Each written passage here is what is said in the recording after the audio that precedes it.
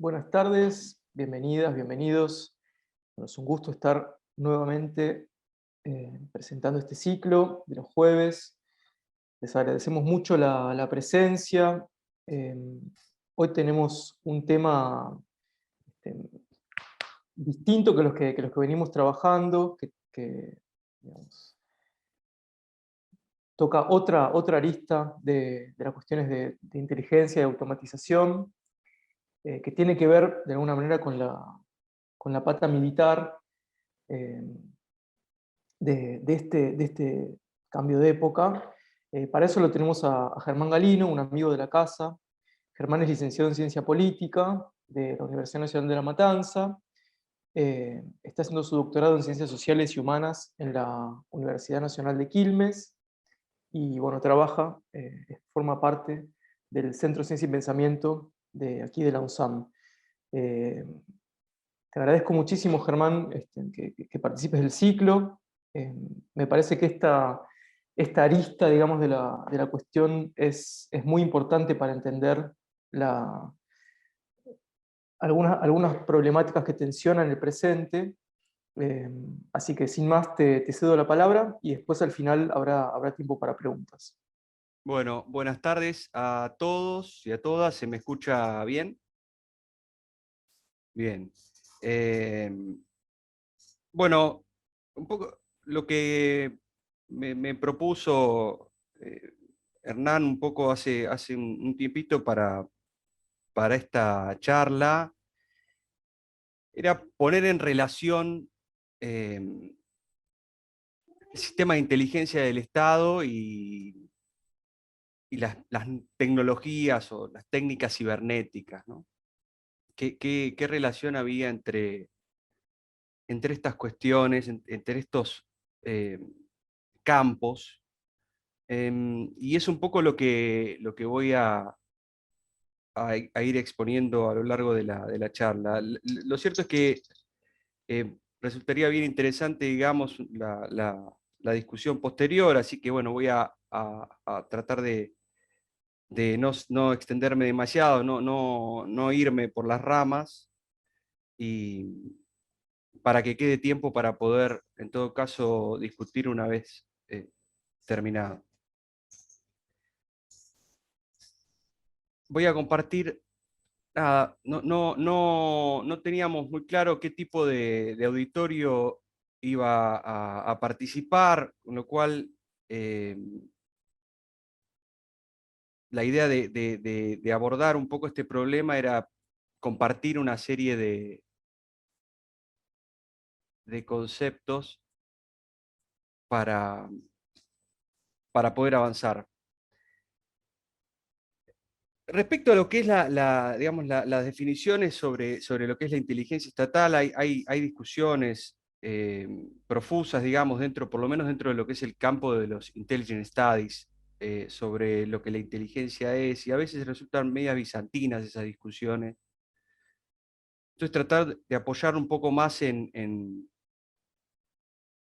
lo más concreto que podamos apoyarnos. Y esto me pareció, digamos, la aparición de los sistemas de inteligencia o comunidades de inteligencia, eh, según el lugar donde se hable, digamos, ¿no? Predominantemente la literatura de, de los estudios de inteligencia pertenece a la anglosfera, digamos, la mayor cantidad de producción eh, es específicamente sobre la comunidad de inteligencia de Estados Unidos. Eh, Esto está así, digamos, estudiado, por ejemplo, en los dos principales journals internacionales que existen sobre la materia, Intelligence and National Security y Intelligence and Counterintelligence. Son dos revistas internacionales que, digamos, condensan la mayor cantidad de publicaciones sobre la temática, y los registros que tienen eh, muestran que predomina el caso, los casos que tienen que ver con la inteligencia, con la comunidad de inteligencia de Estados Unidos. Y lo cierto es que un poco digamos, tiene razón de ser, porque la primera vez que encontramos por ejemplo, una remisión legal a la idea de comunidad de inteligencia, sistema de inteligencia, fue en la Ley de Seguridad Nacional de 1947, ¿no? En la National Security Act, eh, que es además la ley que crea la Central de Inteligencia Americana. Y a partir de ahí, esa modelización, digamos, esa forma de esas transformaciones que comienzan a cristalizarse en los sistemas de inteligencia norteamericanos van a ir expandiéndose por el globo, digamos. Esta, esta ley, digamos, la cristalización institucional que lleva adelante esta ley, tiene una reminiscencia a un hecho, un acontecimiento histórico que fue el ataque japonés a Pearl Harbor, ¿no? Que fue lo que se considera, que se ha estudiado en términos de sorpresa estratégica. Y esa sorpresa estratégica es importante para la producción, para la reflexión sobre la inteligencia, porque lo que, digamos, opera es una especie de simetrización de los enemigos, ¿no? ¿Qué es lo que debe atender en todo caso un servicio de inteligencia del Estado, o a quién debe prestarle atención? Y no al más fuerte, sino a cualquiera que pueda atacarlo, digamos, ¿no? Ese concepto de sorpresa estratégica tiene su correlato también de la misma época, que es el de inteligencia estratégica, formulado, elaborado así públicamente por un historiador estadounidense llamado Sherman Kent, historiador de la Universidad de Yale, que cumplió funciones dentro de los organismos de inteligencia, primero de la Oficina de Asuntos Estratégicos durante la Segunda Guerra Mundial y luego en la CIA, y fue uno de los principales promotores de lo que es el análisis de inteligencia, ¿no? Esa instancia que ahora vamos a ver en el ciclo es el análisis de inteligencia.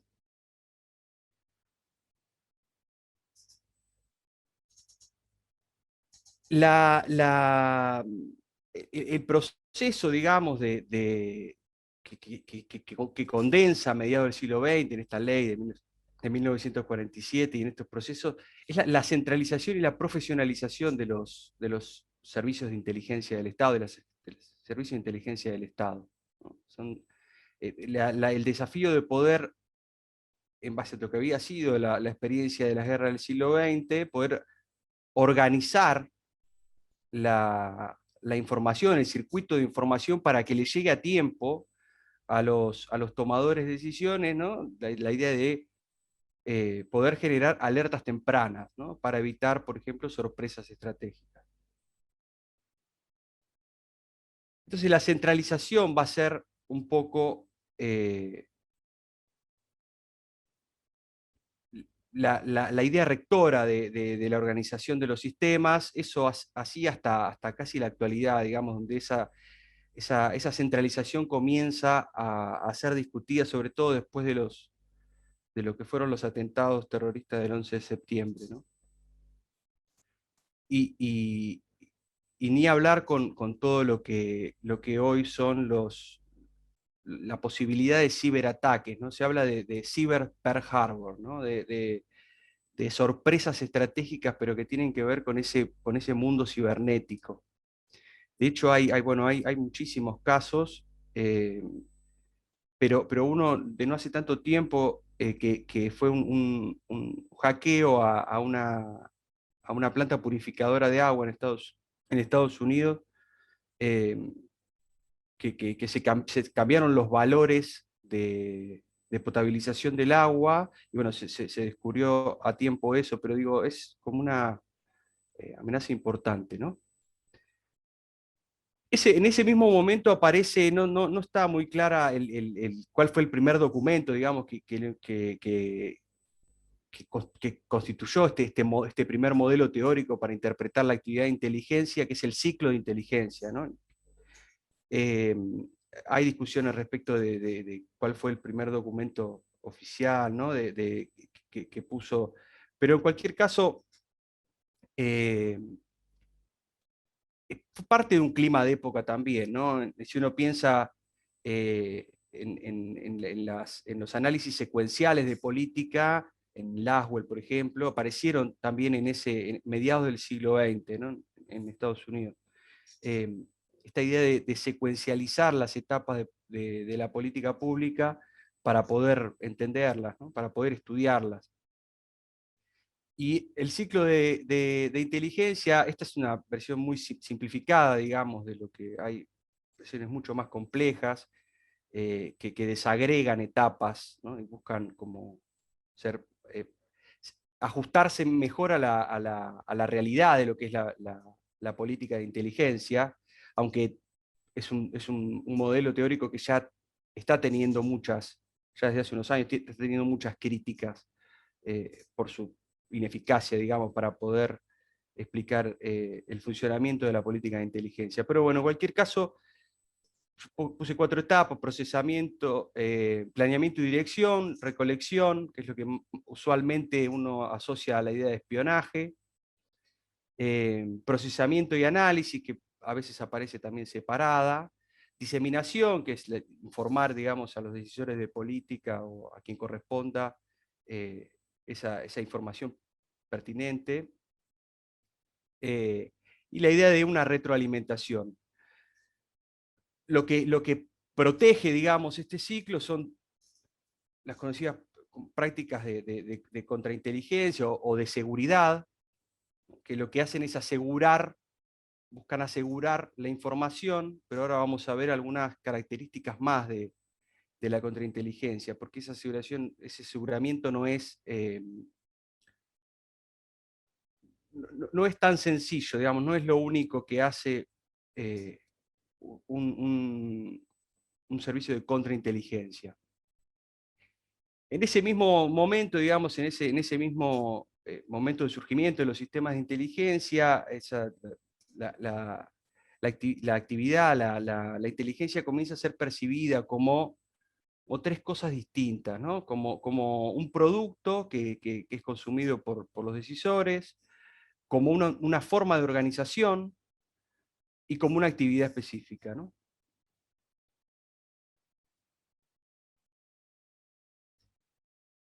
En cuanto a la recolección, breve, así, vamos a decir, se podría decir mucho, pero bueno, vamos a decir esto, se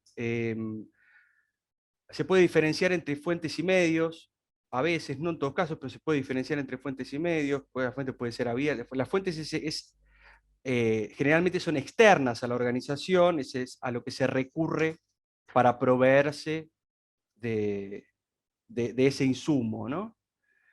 Y los medios, que son los recursos de acceso. Y esto ha tenido un desarrollo, inclusive me da la sensación de que uno podría como contar la historia, así tendría que ser algo bien descriptivo, bien minucioso, de la inteligencia a través de la aparición de estos medios, ¿no?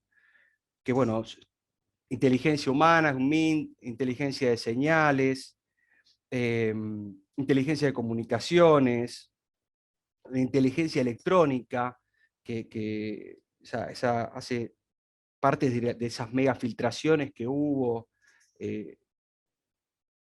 a partir de ese agente de la NSA, Edward Snowden, la red Echelon, ¿no? Eh, inteligencia de imágenes, inteligencia geoespacial, inteligencia de medición y firmas, y las más actuales, que también son bien interesantes, que tienen que ver con los Open Source Intelligence, ¿no? La inteligencia de fuentes abiertas, como la inteligencia en redes sociales y una que tiene formulación así última, y ahí me quedo corto, hay más, digamos, ¿no? Que es la Cyber Intelligence. Bueno, eso, uno podría tranquilamente hacer una descripción muy minuciosa y contar un poco la historia, por lo menos del siglo XX, sobre todo, en base a la aparición de estos medios de obtención de información. Y después otra distinción que se puede hacer también es entre clandestino y encubierto, ¿no? La diferencia ahí está en el estatus de la identidad de la agencia, ¿no? En el caso de las operaciones encubiertas, lo que se pretende proteger, ¿no? Lo que se mantiene secreto, es la identidad de la agencia. En el caso de las operaciones encubiertas. En el caso de las operaciones clandestinas, lo que se mantiene en secreto es la operación misma, ¿no?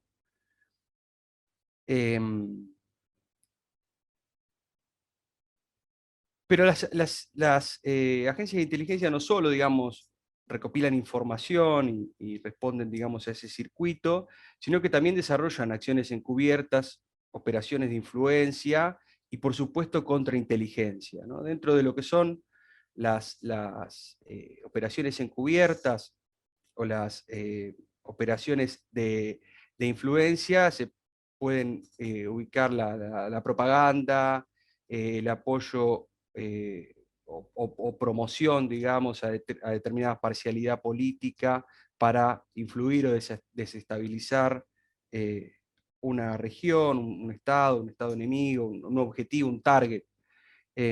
Actividades económicas, que pueden ser de mecanismos más sofisticados de intervención para desestabilizar una moneda o insertar dinero falso en un lugar o proveer alimentos, recursos.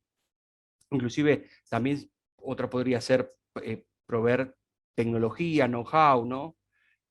Por supuesto, participación en golpes de Estado y operaciones paramilitares. Por ejemplo, la CIA tiene una dirección exclusivamente para operaciones de este tipo, ¿no? Estas operaciones encubiertas o operaciones de inteligencia, digamos, para llamarlas de no tienen el mismo nombre en todos lados, ¿no? Puede ser operaciones, bueno, encubiertas, operaciones de inteligencia, operaciones clandestinas, acciones políticas especiales, medidas activas, digamos, tienen distintos nombres según el lugar. Pero bueno, básicamente van por ahí. En cuanto a las operaciones de influencia, hay algo que tiene mucha importancia ahí, que es el tema de las comunicaciones, ¿no? Es un aspecto bien importante de este tipo de operaciones, que lo que buscan es coordinar, coordinar, sincronizar, integrar, digamos, todas las capacidades, sea diplomática, informacionales, militares, económicas, ¿no? Y sea en tiempos de paz, en crisis, en guerra, en posguerra, ¿no? Para llevar adelante estas intervenciones en el target, en el objetivo propuesto, ¿no?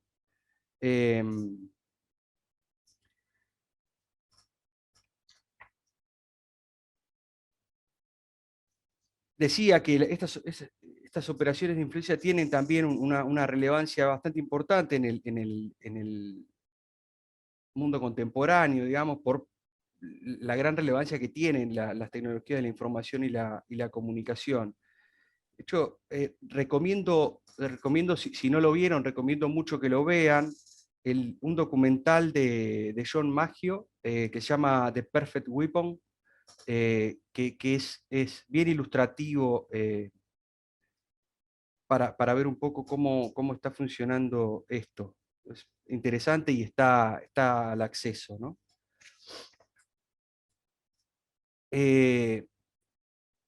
Y otra de las tareas que llevan, que también o sea, hay discusiones en realidad si incorporar o no las acciones encubiertas, las operaciones de influencia, inclusive la contrainteligencia dentro del ciclo de inteligencia, digamos, ¿no?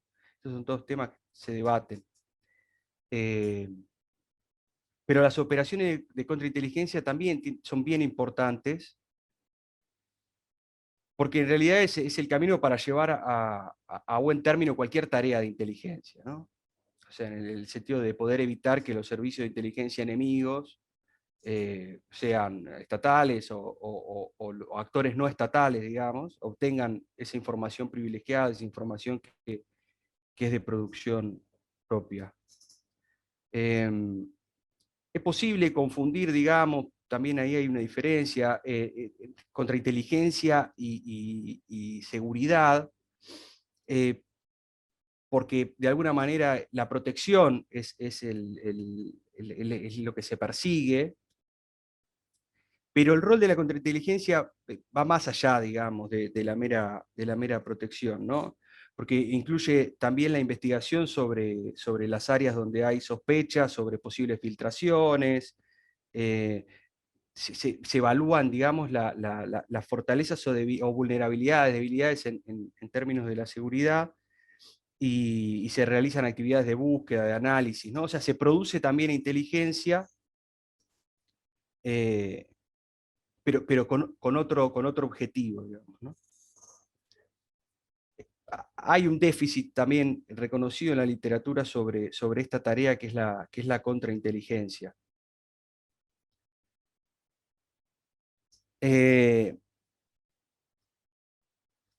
Bueno, ahora sí, digamos, tenemos estos conceptos así más o menos volcados y compartidos, y voy a tratar de meterme un poco más en esa relación, o en esa afinidad entre los campos de la inteligencia estatal y el ciberespacio, digamos, ¿no? Y lo cierto es que hay mucha afinidad, digamos, ¿no? La inteligencia sin duda se ha transformado durante el último siglo, esto dando como lugar a distintas definiciones eh, sobre el campo, pero en general la idea de la inteligencia como análisis de información relevante para la toma de decisiones está en todos lados, ¿no? Es como lo común.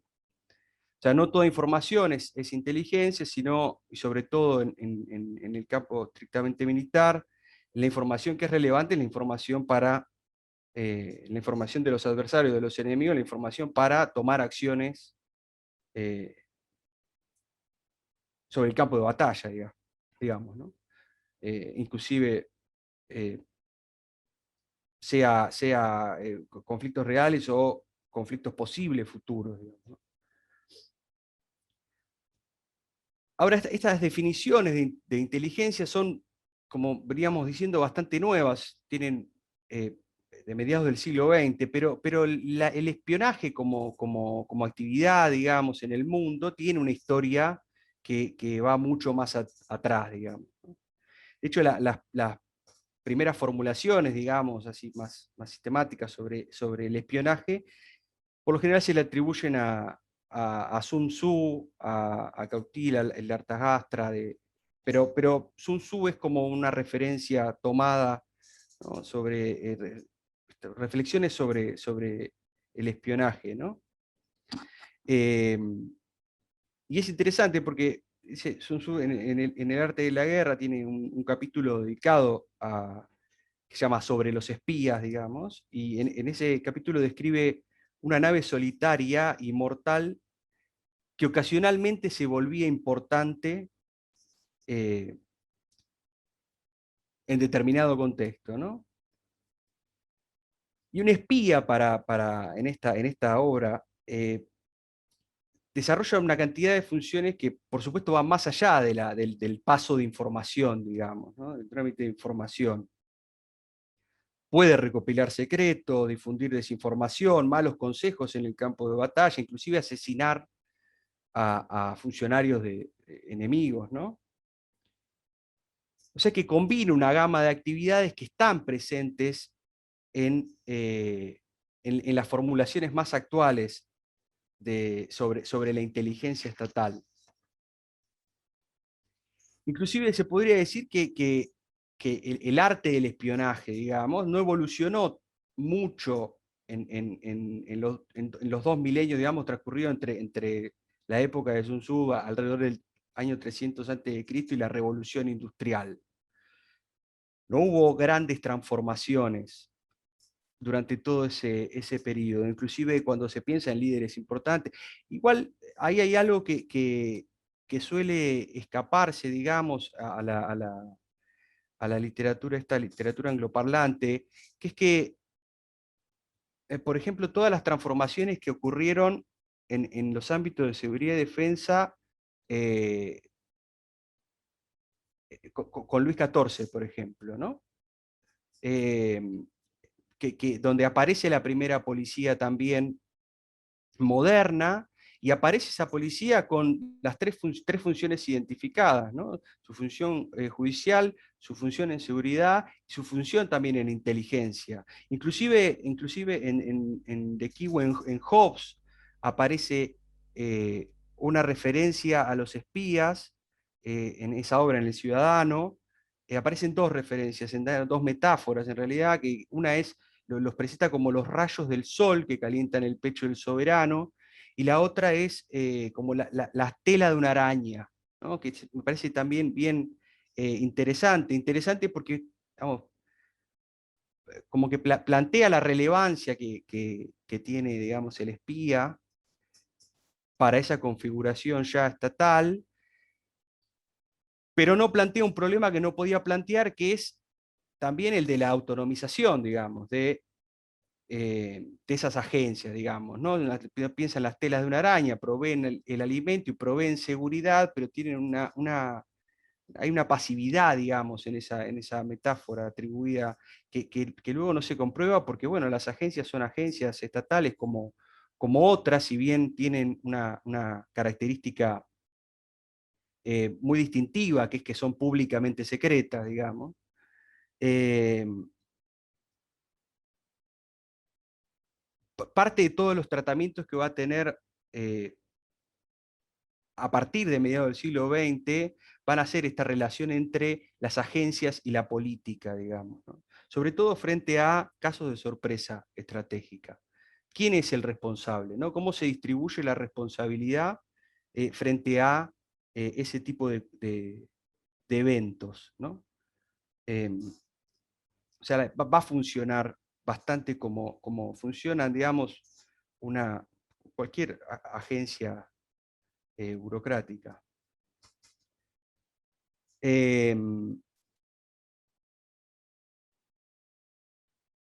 Bueno, hoy día es cierto que los espías se ven, por lo menos en apariencia, eclipsados por la recopilación por medios tecnológicos, ¿no? Pero no obstante, igual las oficinas de las agencias de inteligencia siguen invirtiendo eh, mucho dinero en recursos humanos, en seguridad humana, digamos, ¿no? En recursos en contrainteligencia, en inteligencia.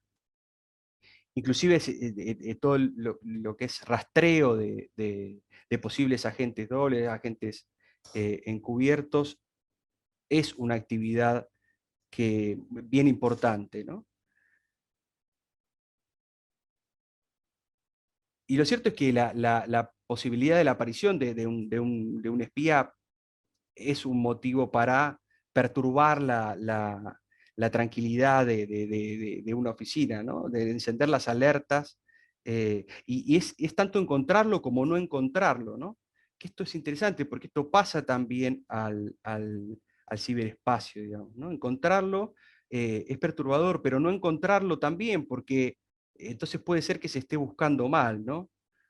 O sea, lo que quiero decir es que las operaciones en el ciberespacio tienen ese paralelismo con el espionaje tradicional humano, ¿no? Por ejemplo, un implante en una computadora puede permanecer años, meses, no sé, el tiempo que sea, recopilando información, recopilando secretos, ¿no? Y el hallazgo de uno de estos tipos de implantes, uno puede decir, es como atrapar un espía en ese sentido que evoca una serie de satisfacción y miedo al mismo tiempo, ¿no? Justamente porque no encontrarlo puede significar que se buscó mal. Sobre todo en tiempos donde esto es muy usual, digamos, ¿no?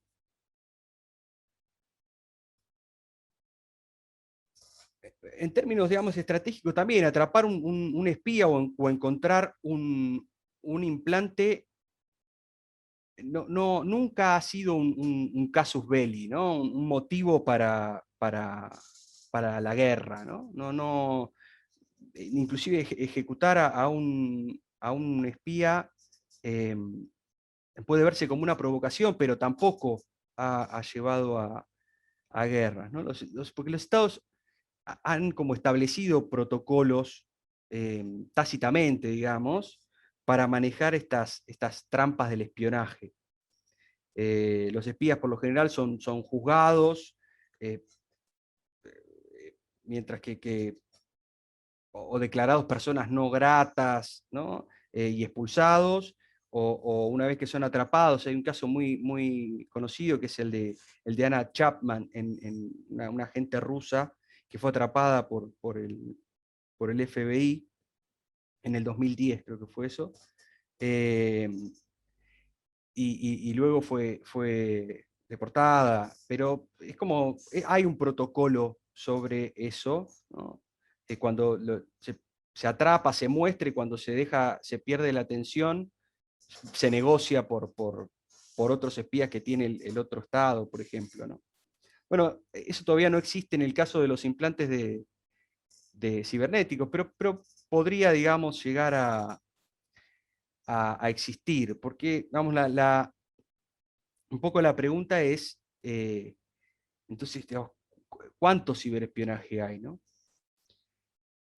Y eso va a depender del cuán ampliamente definamos el espionaje como la adquisición de datos de formas así desconocidas, desconocidas para su propietario.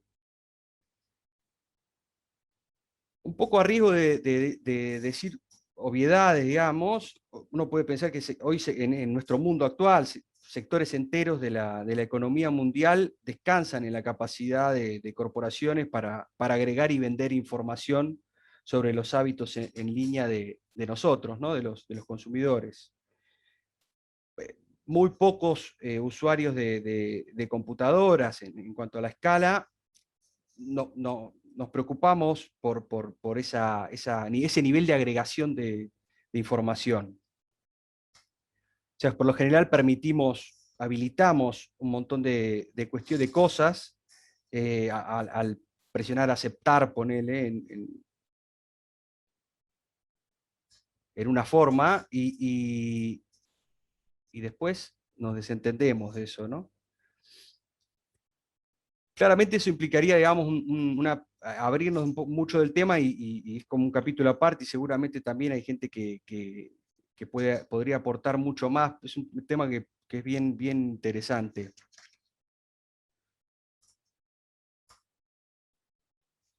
Lo que sí es un hecho, digamos, es que en buena medida las herramientas de espías están dirigidas a software vendidos a consumidores para facilitar esa recolección y esa venta de datos, ¿no? Cualquier persona hoy con una conexión de red puede ser víctima de un espionaje montado desde casi cualquier lugar del mundo, digamos, ¿no?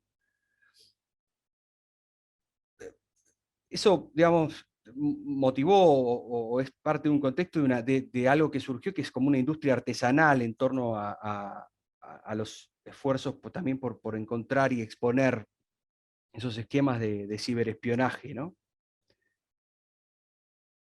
De lo que hay descubierto hasta ahora, digamos, de lo que hay evidencia, uno puede sostener que cualquier persona que posea, digamos, conocimientos y recursos eh, modestos y suficiente motivación, puede hacerse fácilmente de un conjunto de herramientas de vigilancia altamente intrusivas, ¿no? Intrusivas, capaces, sigilosas.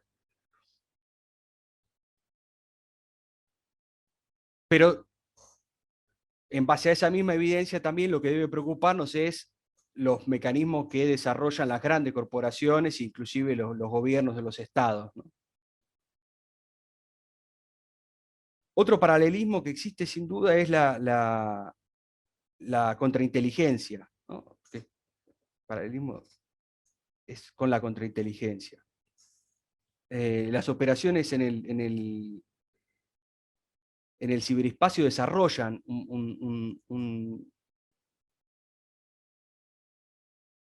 una analogía con lo que es la contrainteligencia en términos tradicionales, ¿no? Puedes pensar los servicios de inteligencia de contrainteligencia más tradicionales como la RANA, que fue la policía secreta de los zares del siglo XIX, tenía esa práctica de colocar agentes provocadores entre grupos que consideraban subversivos, ¿no? O sea, la función no era solo la de informarse desde dentro, sino incitar la acción precipitada de ese grupo, la acción prematura, para exponerlo, desacreditarlo. Sobre esto hay todo un subgénero, digamos, literario que es bien interesante y rico también, que no sé, va desde El hombre que fue jueves, El agente secreto de Conrad. Yo recomiendo un libro que a mí me resultó muy interesante de un sociólogo francés, Luc Boltanski, que se llama Enigmas y complot, que analiza justamente los géneros policial y de espionaje en la literatura. Es bien interesante. Cualquier observador atento a noticias cibernéticas puede ver eco de estas operaciones, ¿no? Los servicios como de seguridad como el FBI, sin duda está aprendiendo a persuadir lo que se llaman ciberdelincuentes, ¿no? Para poder cambiar su lealtad mientras estos mantienen, digamos, relación con los grupos en línea. O sea, esta idea de poder de disuadir al agente contrario para que empiece a jugar para tu equipo, digamos, ¿no? Básicamente, una vez que se identifican las redes y se recaudan las pruebas contra los miembros de esa red, lo que hacen es, bueno, armar las redadas y detenerlos, pero operan de la misma manera que ofreciendo otra identidad, digamos, a esos ciberdelincuentes que aportaron, digamos, información, datos.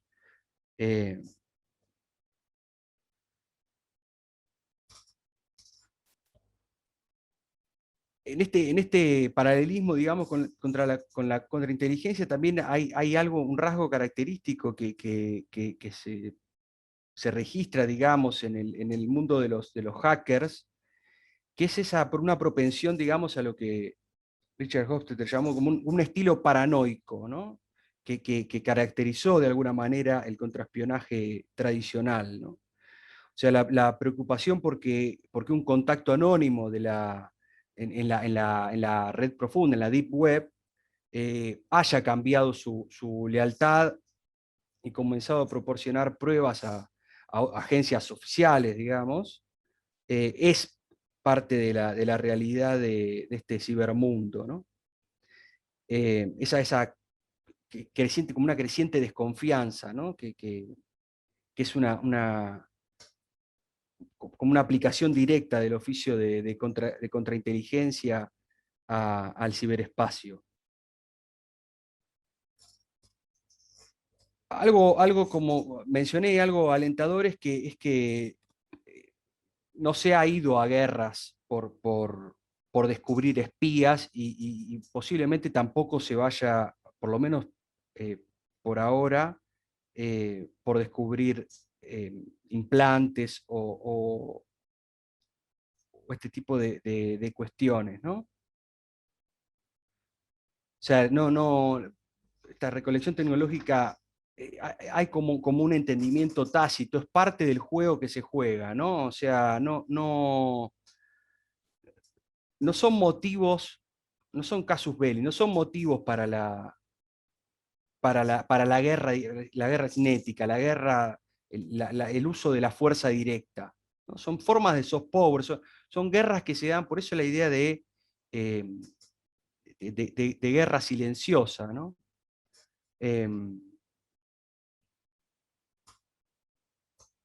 O sea, que uno podría decir, digamos, que las operaciones de espionaje y de contraespionaje hicieron ese salto, un salto proverbial, digamos, desde los callejones oscuros al ciberespacio, ¿no? Pero digo, se mantuvieron cosas, ¿no? Lo nuevo también resulta ser un poco viejo, ¿no? Generalmente llama la atención, resulta como medio asombroso, digamos, la facilidad con que, sobre todo estas dos antiguos oficios, digamos, ¿no? El espionaje y el contraespionaje, se adaptaron al nuevo dominio cibernético, ¿no? Lo que sin duda es una diferencia sustantiva es, es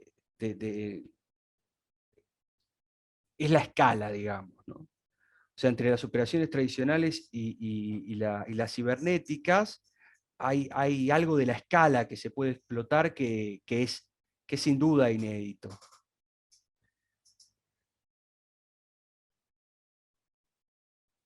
Y estos mundos, digamos, eh, tienen, tienen sin duda raíces comunes, ¿no? O sea, la historia de la inteligencia proporciona una línea para comprender las operaciones cibernéticas. La inteligencia se conectó a la tecnología de las comunicaciones a principios del siglo XX, con profundas implicaciones para sí misma y para la diplomacia, la seguridad y la privacidad. La era moderna de las comunicaciones comenzó con la mejora del telégrafo, lo que permitió que se transfirieran cantidades de mensajes y datos a través de distancias globales en tiempo casi real. La telegrafía inalámbrica y luego la radiodifusión aceleraron esta tendencia, creando audiencias y mercados masivos, así como nuevos requisitos militares, no solo para el equipo, para transmitir y recibir esas comunicaciones, sino también el soporte criptográfico para asegurar los mensajes que se transmitían, ¿no? La inteligencia creció en paralelo a lo que se suele denominar el nuevo sistema de operaciones militares, en el que las comunicaciones en tiempo real permitieron a los generales sincronizar acciones de armas combinadas que involucraban infantería y artillería y pronto blindados, aviones y en última instancia también armas guiadas. Esta evolución de los asuntos militares comenzó con el uso de la radio en el campo de batalla en la Primera Guerra Mundial y se aceleró durante el resto del siglo XX. Hoy hay un acrónimo que se utiliza que es C4ISR, digamos, que significa Comando, Control, Comunicaciones, Computadoras, Inteligencia, Vigilancia y Reconocimiento. O sea, se llegó a ese punto en las últimas generaciones, ¿no? El crecimiento paralelo de la tecnología habilitada, digamos, para este trabajo y de la inteligencia se puede plantear en términos bastante orgánicos, digamos, ¿no? Porque estos dos campos, estas dos tendencias comparten una raíz común en el impulso generalizado entre las potencias industrializadas, sobre todo, de obtener el control en tiempo real de las fuerzas militares a distancia, mientras monitorean y frustran a los adversarios que buscan interferir en ese proceso.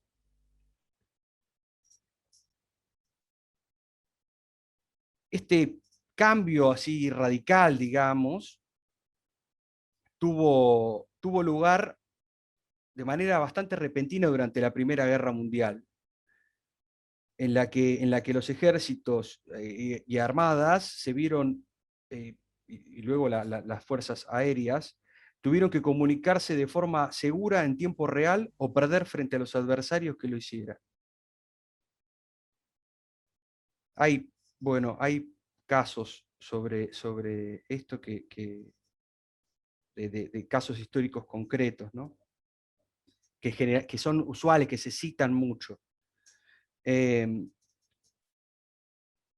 Lo cierto es que la mayoría de las Fuerzas Armadas occidentales intentaron aprender las lecciones más valiosas sobre seguridad en comunicaciones de la Primera Guerra Mundial. Los códigos modernos y el cifrado habían surgido con la imprenta en el Renacimiento, en realidad, pero despegaron de nuevo con la revolución del telégrafo en el siglo XIX y especialmente con la tecnología inalámbrica en el siglo XX. La diferencia entre la criptografía privada y los sistemas gubernamentales y militares era la sensibilidad de la información que llevaban y por lo tanto la cantidad de tiempo que el propietario de la información requería, digamos, para que sus espías hagan ese trabajo, ¿no? Sin embargo, a pesar de lo que está en juego para los usos oficiales, la calidad del soporte criptográfico para los mensajes, tanto privados como gubernamentales, durante bastante tiempo siguió siendo aproximadamente equivalente, es decir, bastante mala, o no muy buena, digamos. Eso comenzó a cambiar con la búsqueda de los gobiernos por máquinas de cifrado confiables para comunicaciones tácticas, como la máquina Enigma, que es bien famosa, ¿no?, de fabricación suiza, que se comercializó para firmas comerciales, pero pronto fue adoptada y mejorada por el ejército alemán a fines de la década del 20. Estas máquinas se habían generalizado durante la Segunda Guerra Mundial, al menos entre los principales combatientes en ese conflicto. En 1939, el uso de comunicaciones codificadas también había llevado a varios estados, sobre todo a Gran Bretaña, a realizar esfuerzos concertados para poder adivinar, poder descifrar los secretos de esas máquinas de cifrado, ¿no?, y los códigos que las protegían. Al reclutar a los aliados estadounidenses, los británicos aplicaron una nueva tecnología al problema, la computadora digital. La Alianza Angloamericana de Inteligencia de Señales después de la Segunda Guerra Mundial aceleró notablemente la evolución de las computadoras y de la industria informática estadounidense en la década de 1950. La duradera asociación angloamericana en adelante mantuvo a los miembros que lo integraban, particularmente a la Agencia de Seguridad Nacional, muy al día con la evolución de las computadoras, ¿no?, su concentración en las redes y el progreso del nuevo campo de la seguridad informática. La NSA fue creada en la década del 50, en el 52, la Agencia de Seguridad Nacional, por Truman, pero se mantuvo en secreto hasta la década del 70. Fue en el contexto del escándalo de Watergate que salió a la luz. Desde el principio, no sé, Hernán, cómo venimos de tiempo. Bueno, en unos 10 minutos sería bueno ir redondeando para dar tiempo para Bueno, preguntas o comentarios. bueno, voy a pasar cosas bien rápido entonces. Bueno, desde el principio la experiencia de la NSA en la protección de comunicaciones y redes digitales influyó en los conceptos y debates sobre la protección de los datos que almacenaban y compartían a través de computadoras.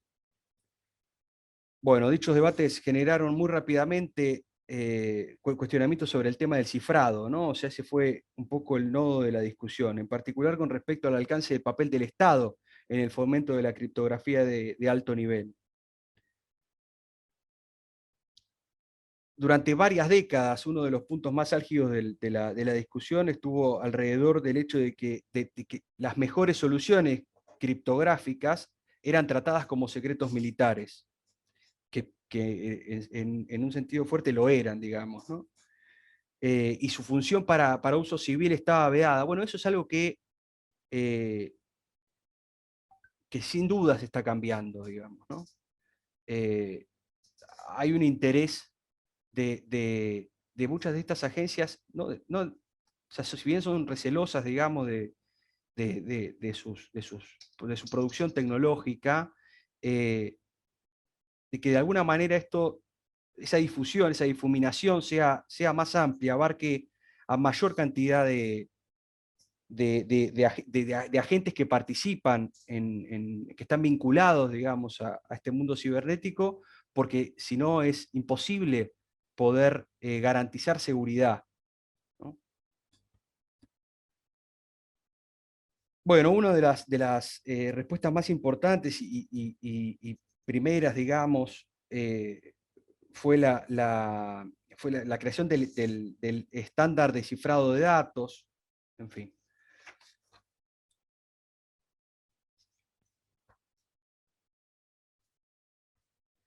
Otro de los puntos importantes, muy importantes para el desarrollo, junto con el desarrollo de la criptografía, fue el desarrollo temprano de la radio, ¿no? Que también puede verse ahí otra analogía entre la inteligencia y el ciberespacio, ¿no? Ciertos temas de seguridad y políticas relacionadas con las computadoras y las redes se parecen mucho a los asociados con la radio, ya que ese medio anterior evolucionó y se extendió en las primeras décadas del siglo XX.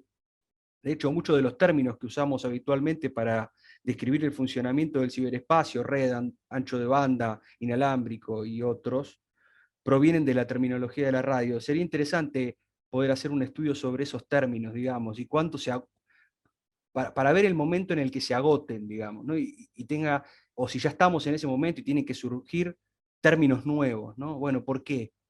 Eh, Tanto las transmisiones de radio como los datos informáticos se pueden interceptar a mitad de camino y analizar de varias maneras para deducir información sobre los oponentes, incluso si uno no puede leer el contenido de los mensajes interceptados. Por lo tanto, las comunicaciones por radio como las computadoras deben usarse con cuidado para no revelar demasiada información a los oponentes. El parentesco entre la inteligencia y el engaño es exactamente paralelo a la relación entre las operaciones de radio y computadora y el campo de lo que llamó el campo de la guerra electrónica, digamos, ¿no? La radio se utilizó como arma durante la Segunda Guerra Mundial, sobre todo, y la guerra electrónica ha sido una característica estándar de los conflictos modernos desde ese momento.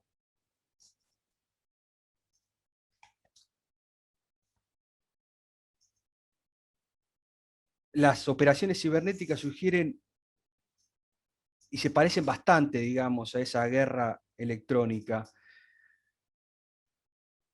Pero esa guerra electrónica tradicional tenía como objetivo apuntar y proteger sistemas de armas, por ejemplo, pero seguía siendo una actividad extrínseca a esas armas. Lo que sucede hoy, lo que sucede en este mundo, con el ciberespacio, digamos, y con los desarrollos tecnológicos actuales, es que las armas, el arma incluye esos sistemas, digamos, ¿no? O sea, su interconectividad no solo las hace inteligentes, sino que también las deja potencialmente vulnerables, ya que un adversario, teóricamente, podría encontrar formas de hacer que esos sistemas obstaculizar esos sistemas, impedirlos, ¿no? O sea, podrían hackearse misiles, por ejemplo, ¿Es posible? ¿No?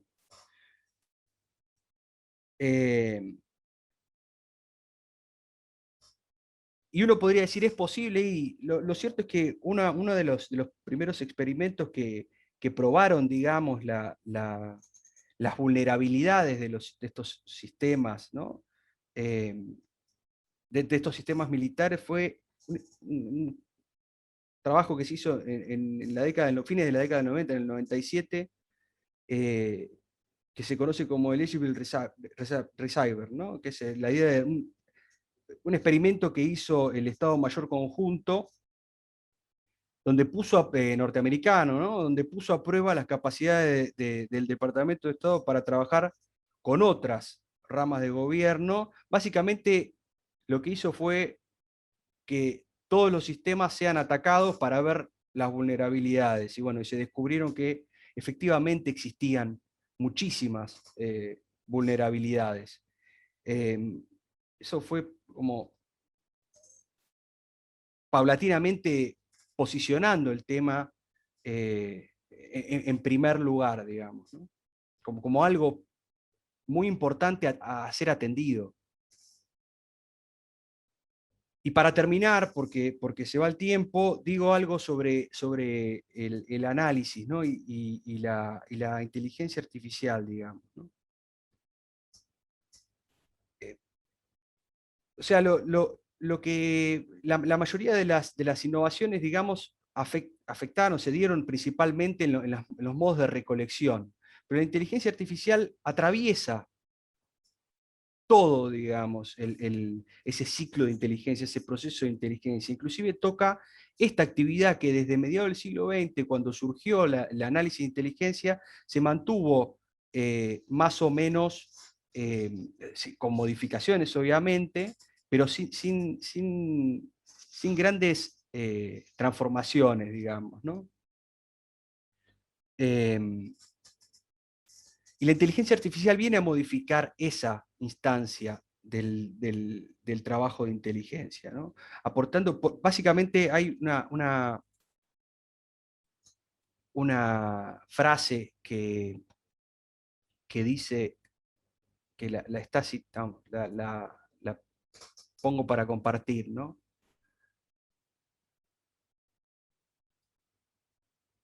Si pueden leerla, a mí me tapa el coso del Zoom, me tapa el texto, digamos.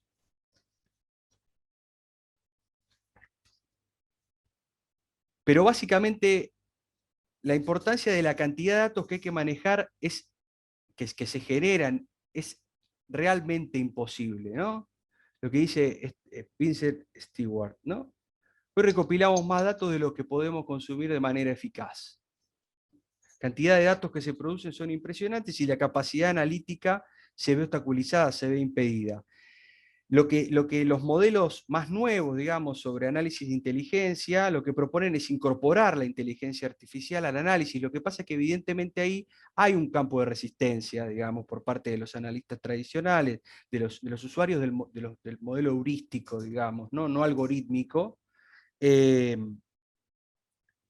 que tiene que ver con las disputas intraburocráticas, ¿no? Con las disputas de las resistencias a ciertos procesos de transformación,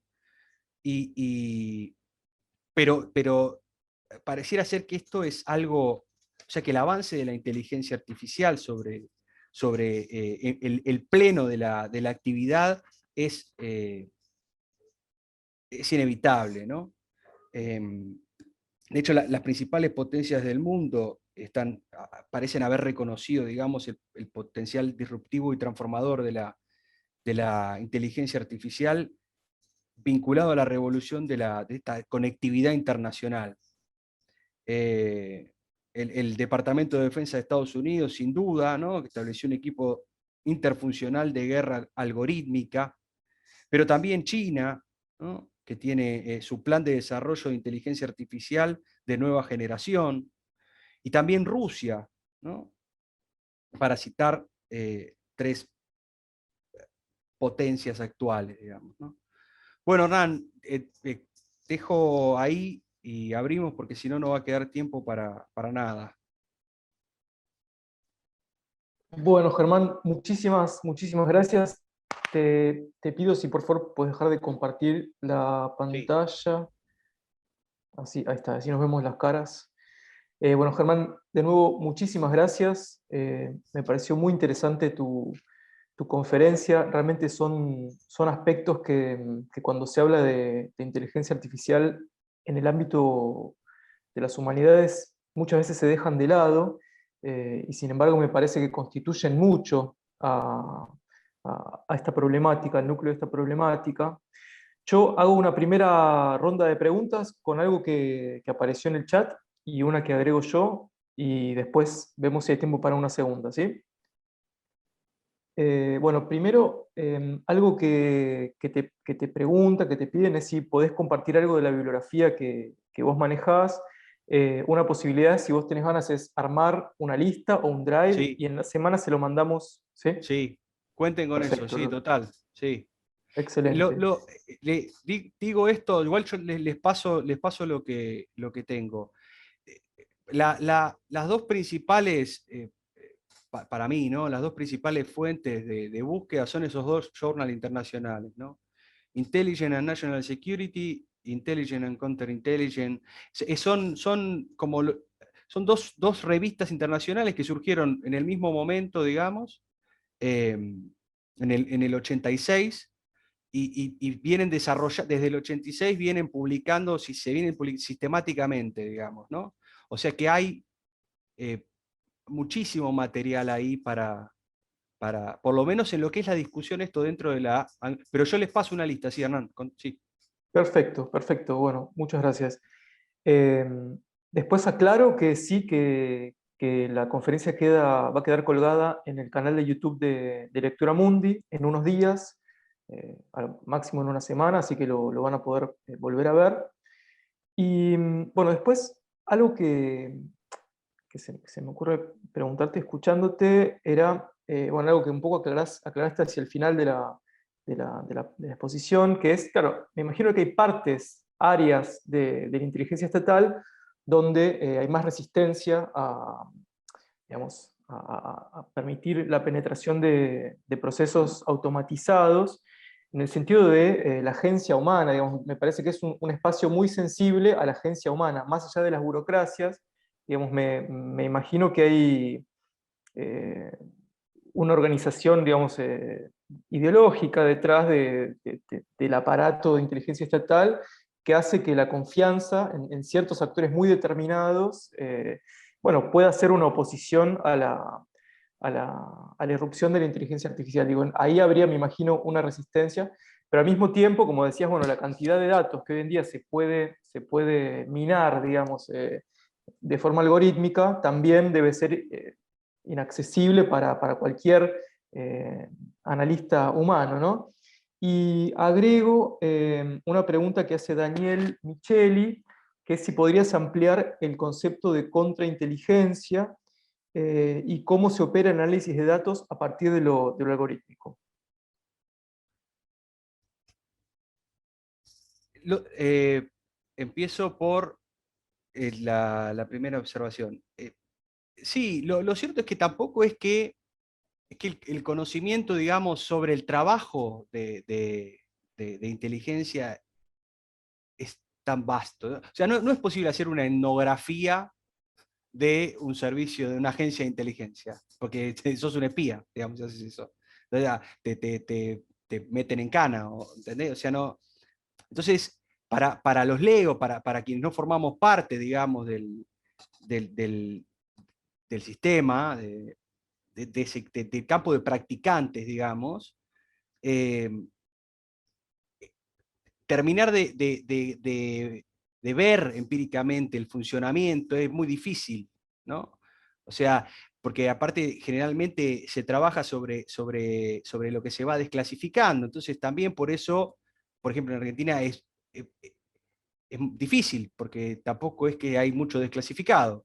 Entonces, ¿cómo sabe? Y bueno, hay algunos trabajos acá en Argentina que se hicieron sobre, pero no en democracia, digamos, ¿no? O sea, eso no lo sabemos. En Estados Unidos hay más porque también lleva más tiempo, digamos, siendo estudiado, entonces, y hay una política de clasificación y hay un público también atento a eso, digamos, ¿no? Hay un público que demanda, que es un público académico, un público especializado que demanda eso, esa desclasificación. Es un público de esa política, ¿no? Esa política de inteligencia, tienen un público. Bueno, en nuestros países no, no se ha conformado un público. Eh, pero sin duda uno puede pensar en base a cómo funciona más o menos la burocracia estatal, digamos, ¿no? Que sí, que esas resistencias seguramente están, y esas resistencias son más fuertes cuando los grupos están mejor posicionados, digamos, dentro de la estructura orgánica. A mí me da toda la sensación de que es una tendencia que no es posible detener, no es posible parar. O sea, no sé si reemplazar, inclusive se habla del factor humano, el human factor, ¿no? En inteligencia se habla mucho del human factor, del factor humano, sobre todo cuando se habla de falla de inteligencia, se habla del factor humano. O sea, ¿qué importancia tiene el factor humano? Digamos, las distorsiones cognitivas a la hora de que se produzca.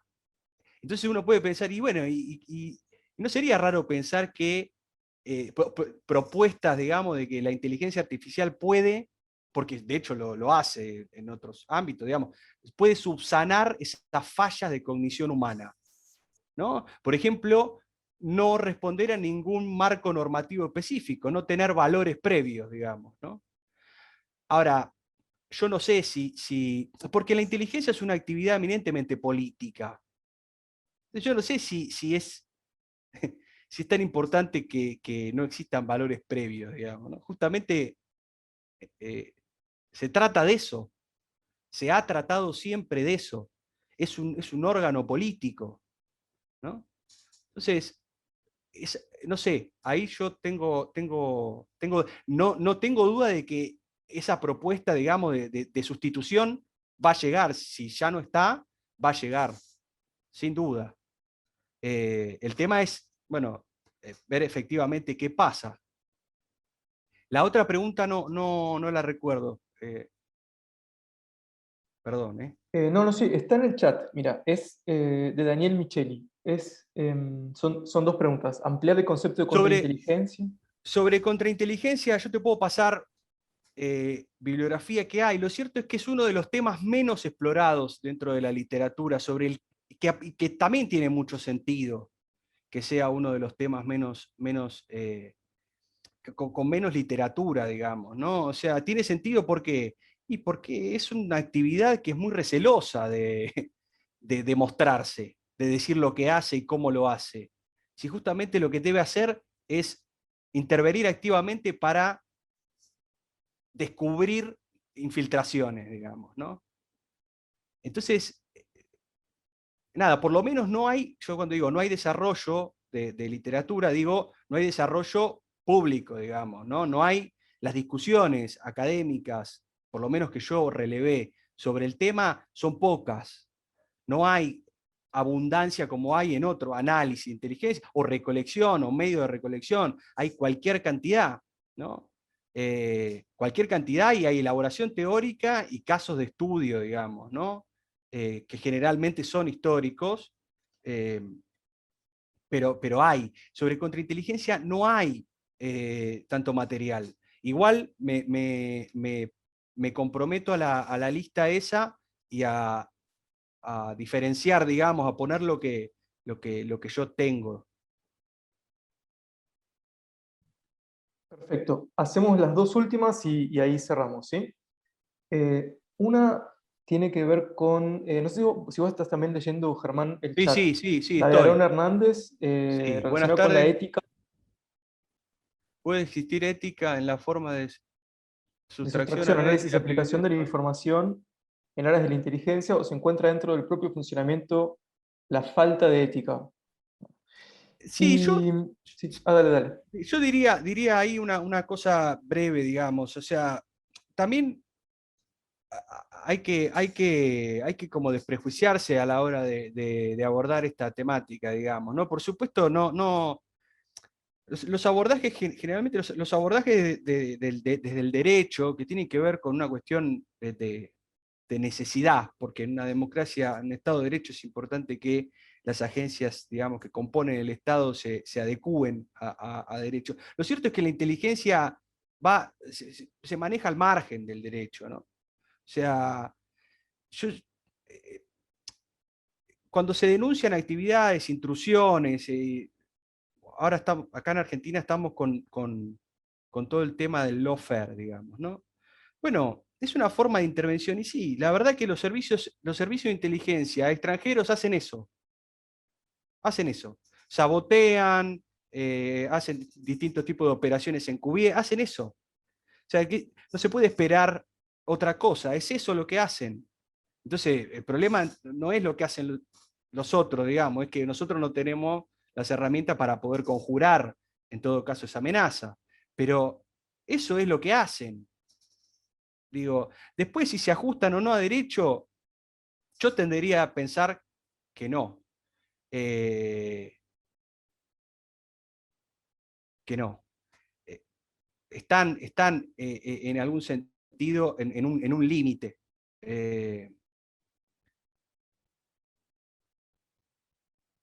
lawfare es una forma de intervención de las llamadas guerras híbridas, digamos, ¿no? La idea de Charles Dunlap, que es el que, digamos, de alguna manera rescata ese concepto y lo populariza, lo lleva a un plano de discusión pública en el 2001, es la idea de usar el derecho internacional como un arma de guerra, ¿no? Para producir los mismos efectos que produce una guerra cinética, digamos, ¿no? Un arma de guerra.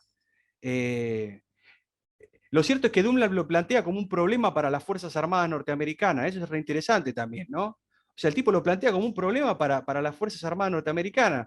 No, si uno lee sus artículos, tienen ese espíritu de decir, ojo, acá hay estamos teniendo este problema. Lo que pasa es que a lo largo de muy poquito tiempo, entre los albores del 2000 y a la fecha, eso se transformó efectivamente cobró carácter positivo, digamos, ¿no? O sea, se transformó en un problema en algo que podía ser utilizado también como arma de guerra para el ejército norteamericano. Y después hay otra pregunta acá, entiendo, teniendo en cuenta el poder que tienen las redes al punto que, por ejemplo, esta de Juan. ¿Se puede hablar de que Facebook le declara la guerra a un país como Australia? Sí, tal cual. El concepto de inteligencia puede ser concebido sin una alianza público-privada. Mirá, a mí me parece que no, Juan. A mí me parece que todas inclusive si uno piensa los principales proyectos, digamos, secretos de un tamaño sideral, como fue la construcción de la bomba atómica, tuvieron participación público-privada, digamos, ¿no? Y fue un proyecto que mezcló, digamos, puso en relación países, pero también empresas, ¿no? O sea, es el proyecto Manhattan, digamos, ¿no? O sea, un proyecto impresionante y es eso, joint venture, ¿no? Es esa cosa pública, esas empresas público-privadas.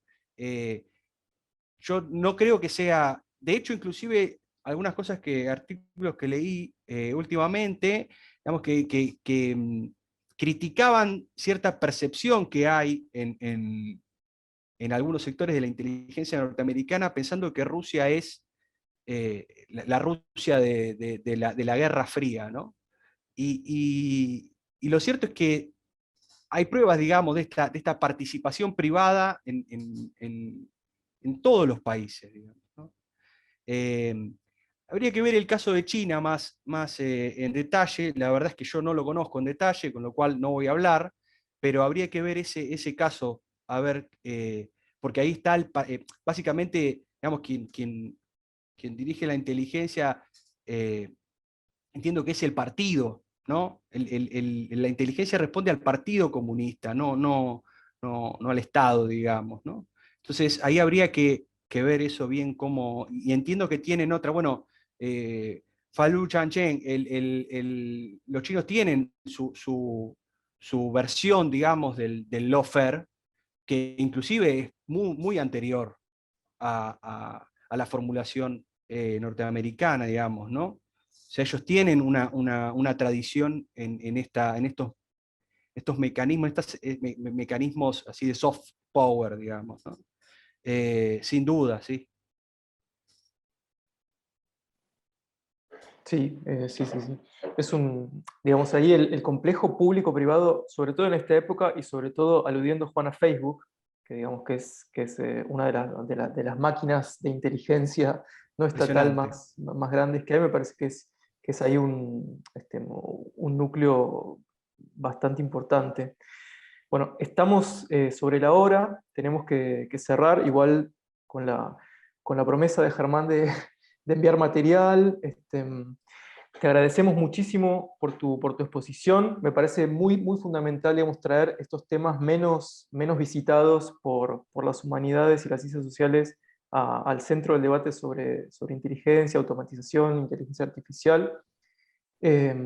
Y bueno, los invitamos la semana que viene a seguir con una conferencia de Lucía Ariza sobre biología, digamos, y automatización, ADN, genoma, técnicas reproductivas, etc. De nuevo, Germán, muchísimas gracias. Gracias a todos por acompañarnos y nos vemos pronto.